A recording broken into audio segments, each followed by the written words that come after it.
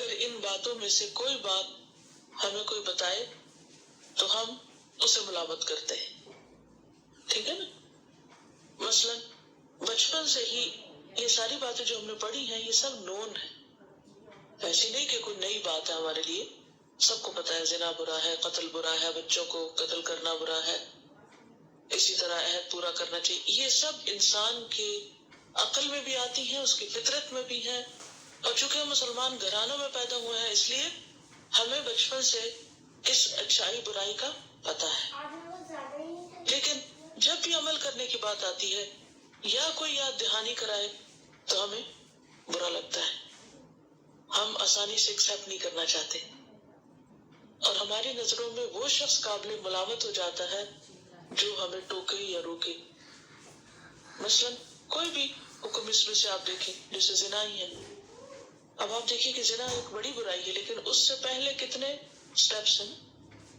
کیونکہ حدیث میں آتا ہے نا کہ آنکھ بھی زنا کرتی، کان بھی کرتا ہے، اور پھر آخری مرحلے پر تو یا تو تصدیق ہو جاتی ہے، تکذیب ہو جاتی.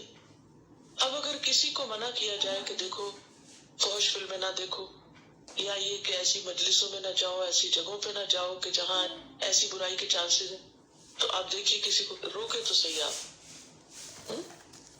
کسی کو منع تو کریں، کسی کو سمجھانے کی کوشش تو کریں کہ یہ برا ہے یا اللہ نے اس سے روکا ہے. تو کیا ہوگا؟ وہ خود کو نہیں آپ کو ملامت کرے گا. آپ ہیں کون جو اس کی آزادی میں انٹرفیئرنس کرنے والے، یا آپ اس چیز کو برا سمجھنے والے؟ آپ بہت نیرو مائنڈیڈ اور آپ بہت بیکورڈ ہیں. آپ کو سمجھ ہی نہیں، یہ تو سب ایسے ہی کر رہے ہیں.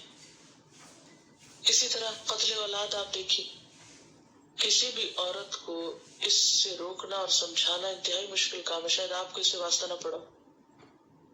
مجھ سے بعض اوقات خواتین مسئلے پوچھتی ہیں ایسے کہ ہمارا یہ مسئلہ ہے اور وہ ہے ریزن اور یہ ہے، تو کیا خیال ہے ہم ابارشن نہ کروا لیں، اور ابھی تو یہ بالکل ابتدائی سٹیج پر ہے تو ہم سے اور نہیں پالے جاتے، نہیں سنبھالے جاتے وغیرہ وغیرہ. ایسا مسئلہ کوئی لے کر آئے اور پھر وہ بہت ایموشنل بھی ہو اور بہت رو دھو بھی رہا ہو، تو آپ دیکھیے کہ سمجھانا کس قدر مشکل بات ہو جاتی ہے نا. یا صبر کی تلقین کرنا بھی بعض اوقات بہت مشکل ہو جاتا ہے. آپ نے دیکھو کہ بہت سی عورتیں صرف آؤٹ آف فرسٹریشن، کبھی شوہر کے غصے سے یا کبھی بچے تنگ کرے تو ان کے غصے سے کیا کرتی، یا کوئی ایسی دوا کھا لیں گی، ایسا کوئی طریقہ اختیار کریں گی اور قتل اولاد کی مرتکب ہو جائیں گی. اور اگر کوئی روکے وہ قابل ملامت ہے. اسی طرح اور چیزیں بھی آپ دیکھ سکتے ہیں. رشتہ داروں کو دینے کی بات ہے تو اگر آپ دینا چاہیں تو بعض اوقات کیا ہوتا ہے، آپ کو ملامت کیا جاتا ہے کہ آپ کیوں دے رہے ہیں، آپ تو پاگل ہو گئے، وہ تو آپ کو کبھی کچھ نہیں دیتے، آپ ہی کیوں دیے چلے جا رہے. بعض اوقات حتیٰ کہ ماں باپ کو یا بہن بھائیوں کو یا کسی بھی ایسے رشتے کو، کوئی بھی جو رشتوں میں سے رشتہ ہے. پھر اسی طرح باقی چیزیں بھی. تو دنیا میں جب انسان ان میں سے کوئی کام جو کرنا چاہیے نہیں کرتا، یا جو اسے نہیں کرنا چاہیے وہ کرنے لگتا ہے اور کوئی روکے تو انسان فوراً اس کو برا بھلا کہتا ہے. لیکن قیامت کے دن سب سے بڑھ کر انسان خود اپنے آپ کو ملامت کرے گا.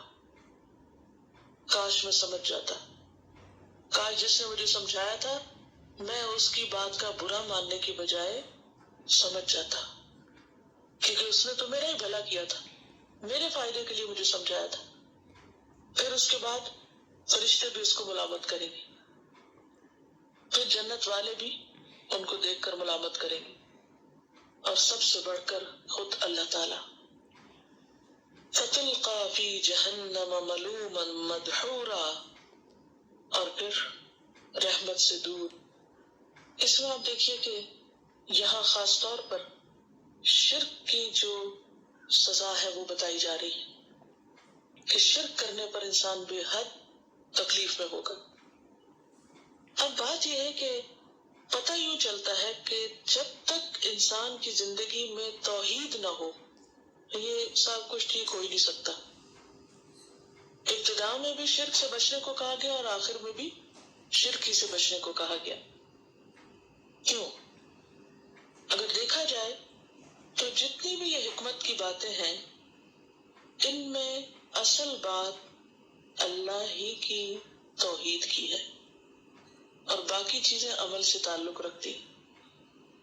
جب تک انسان کو اللہ کی معرفت نہیں ہوتی، انسان اللہ کے مقام کو نہیں پہچانتا، اس کی عظمت کو نہیں پہچانتا، تو ان میں سے کوئی کام بھی نہیں کر سکتا صحیح.